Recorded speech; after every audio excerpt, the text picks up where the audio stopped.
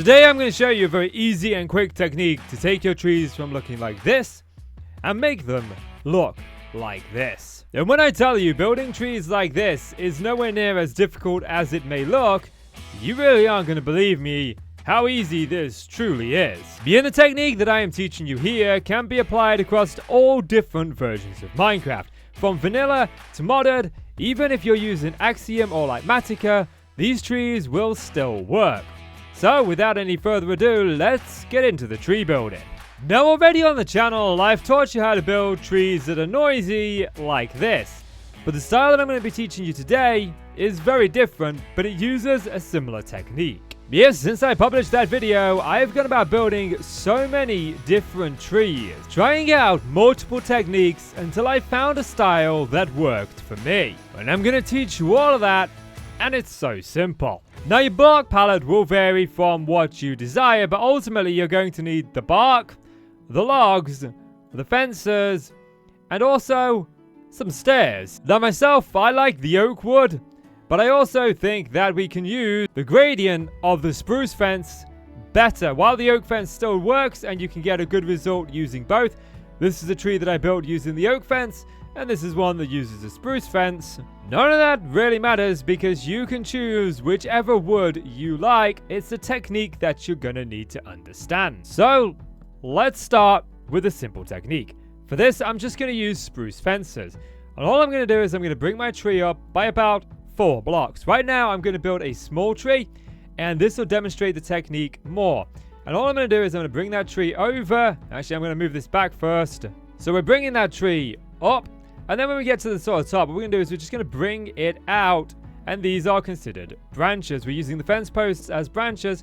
And what I'm going to do is I'm going to bring out just 3 branches for now.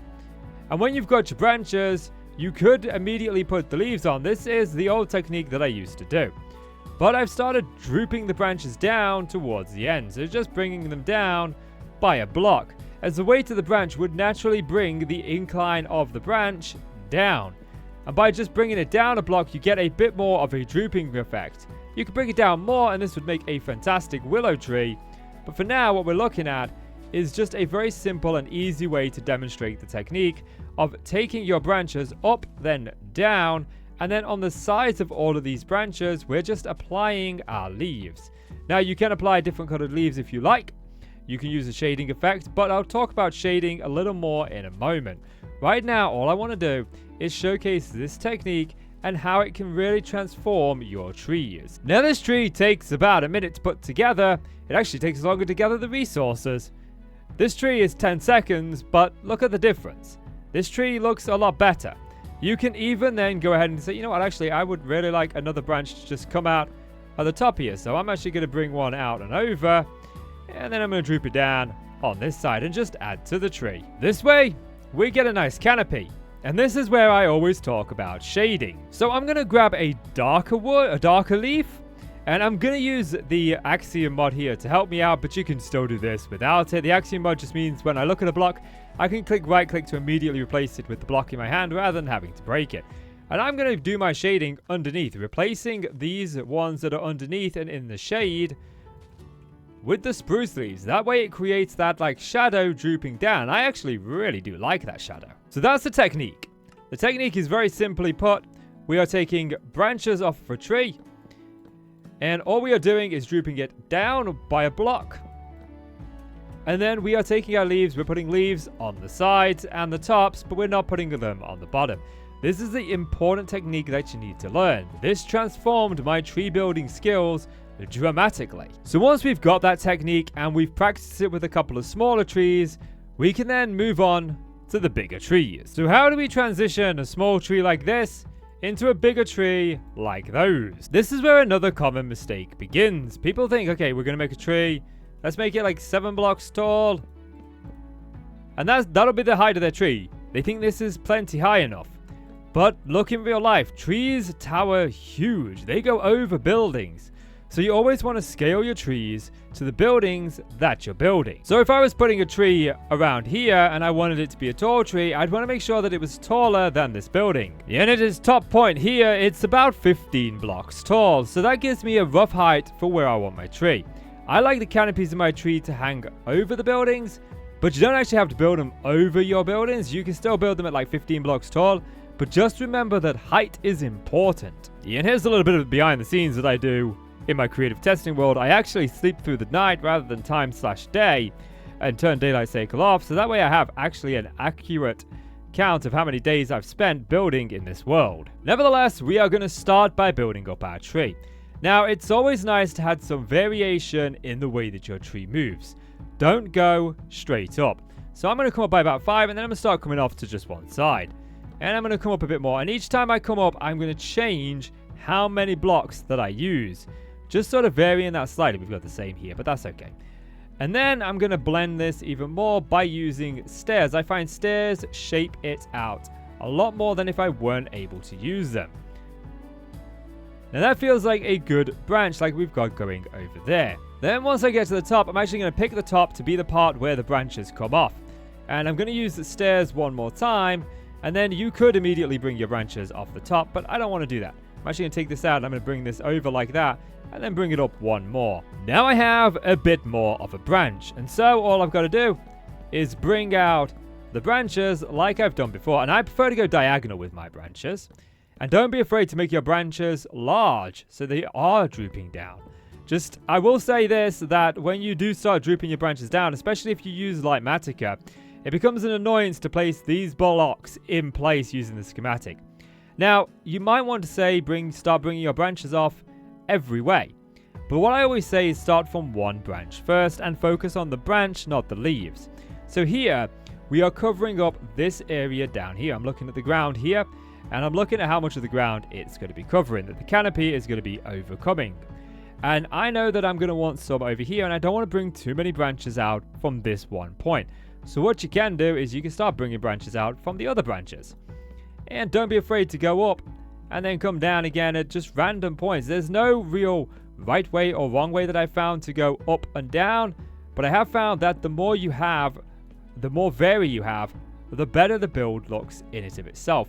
And just remember this, that you can always add more to it as you sort of progress through. So if you get to the point where you're putting the leaves on and you don't like it covering up certain places, you can always go up there and take it out. So now I've got that branch, I'm actually going to start bringing one off over here. This one I'm going to bring up some first. I'm going to try and come over here into this diagonal so that I fill this space in between, because I know I'm going to have a huge gap here, and huge gaps are totally fine to have within trees. Don't be afraid to have gaps where the light would feasibly meet the forest floor. This way, if you did have a gap like here, you could bone meal it for the grass.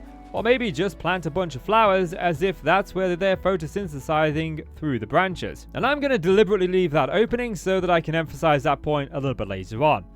But now all I'm doing is bringing those branches over and down. Now I'm trying to keep my branches high up in the tree, but I am going to bring another set of branches up right here, coming off from over this side. This way I've got another canopy on this side. And again, I'm going to use the stairs to help shape out the tree. And I'm going to bring those branches off just like I've done in the other places. And now that I'm done forming my branches on the upper tree, I can get a size for just how much area this is going to cover. And I think I want to try something here. Coming out from just below it, and I'm going to pick 2 different points here. I'm actually going to bring out 2 more branches. And this time, I'm going to do a different kind of pattern with the leaves. But before I even get to the leaf point, let's start bringing out some of the branches. And I'm looking up at the gaps between the different branches to help me shape where I want these ones to go. The more branches that we add throughout, the fuller the tree will feel once it's done. But you don't need to have a full tree to actually have a tree. Some trees have less leaves than others, and it also depends on the kind of season. So if you're building in maybe the snowy biome, you might not want as many branches. And just like that, the tree is already feeling more alive and more full. I don't like just how short these branches are over here, so I am going to extend them just a little bit.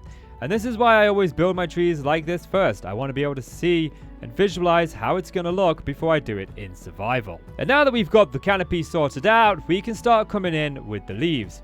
I'm going to come up with the top leaves on the top one, and I'm going to make these a lighter color because more light is going to be hitting them. Now you will find when you start to do this that there are some parts where you do end up covering up underneath. You want to try and avoid it as much as possible, but it's okay to cover up some pieces, especially where you're going down and up. You're going to find that it's kind of difficult to not have that bottom closed off. So it's okay to do it here and there. Just don't make a habit of it. Like here, we're going to close off the bottom, but that's okay because we're bringing it around. And what we're doing is just doing that same technique that I've been teaching throughout the video of doing the fences on the tops and the sides. This is a prime example where I'm going to be covering up the bottom of a fence, but it's okay to do that in certain spots. Now, to make this a little bit easier, this does get a bit tedious. I like to do the sides first, as I find them the most challenging to place. And you can see already by just adding that first canopy using that technique, we've started to get a really nice tree. But now we've got this second layer.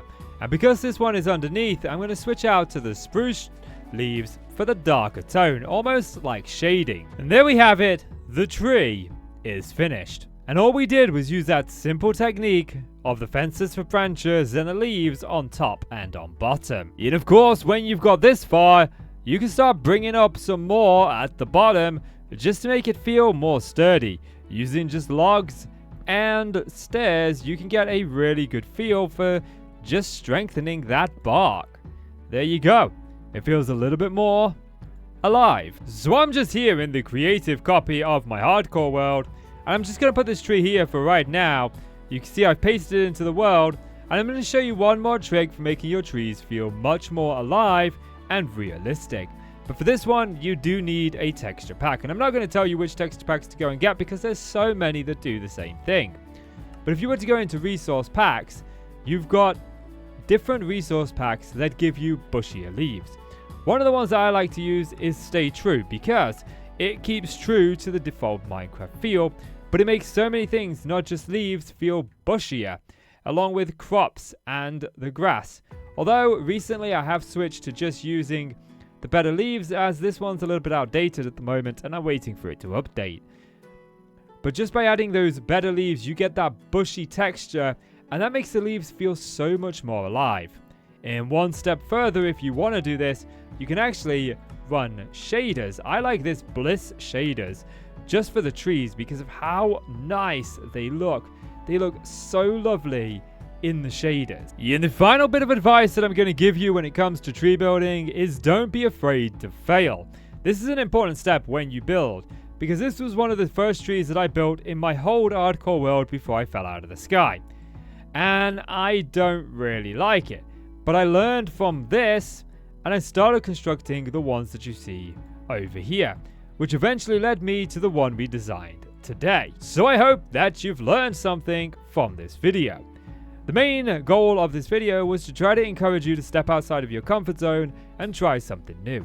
Trees are really easy to build within Minecraft. I decided to build one in each hardcore episode where I would ask you, the viewer, to subscribe and like the video. It was a segment for me, but it was also a chance to test my building skills and improve on my trees, as I certainly wasn't where I wanted to be. The trees that I am building today are a lot better than those I used to build, and I got there by simply practicing and learning new techniques. The shading, the branches at the top, all of that came in due time. And I think that the trees that I do today are better than those I did in the last creative video that I made showcasing how to build trees. But as I continue to improve and I learn new techniques, I'm sure that in 6 months' time, my skills with building trees will be a hell of a lot better than they are today. So be sure to like and subscribe so that you never miss any of these creative builds that I do, and also consider checking out the Hardcore series. If you become a channel member, your name goes up in the Hardcore world where you are immortalized forever. But as for me today, that is all that I've got. Thank you so much for watching the video, guys. I hope you learned something. As always, I'm KC, you are the awesome folks, and today I have given you the best of me.